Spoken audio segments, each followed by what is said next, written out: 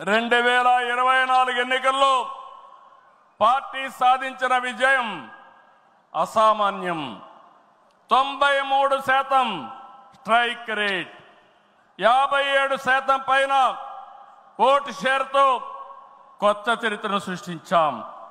ఇది ముమ్మాటికి కారణం పసుపు సైనికులే, ఇక్కడుండే మీ నాయకత్వమే కారణమని మీ అందరికీ విజ్ఞప్తి చేస్తున్నాం.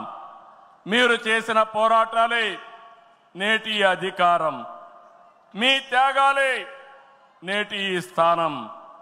ఇది కాకుండా సమయానుకూలం మనం ఎప్పటికప్పుడు స్ట్రాటజీ కూడా ఆలోచించినప్పుడు జనసేన బీజేపీ పొత్తు పెట్టుకుని ఎన్డీఏ ఏర్పాటు చేసుకున్నాం.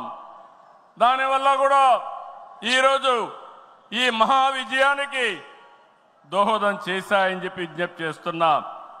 ఏమీ ఆశించకుండా దశాబ్దాలుగా ప్రతి గ్రామంలో జెండా మోస్తున్న కార్యకర్తల వల్లనే మనం ఇక్కడున్నాం. నేనే కాదు, ప్రతి ఎమ్మెల్యే, ప్రతి ఎంపీ, ప్రతి మంత్రి గుర్తించుకోవాలి. 43 ఏళ్ల ప్రస్థానంలో దేశంలో ఏ పార్టీ ఎదుర్కొన్నటువంటి సంక్షోభాలు పార్టీ ఎదుర్కొన్నాం. అయితే పార్టీ పని అయిపోయిందని మాట్లాడిన వాళ్ళు వాళ్ళ పని అయిపోయింది తప్ప పార్టీ మాత్రం ఎప్పుడు ఎక్కడ తిరిగి చూడలేదు.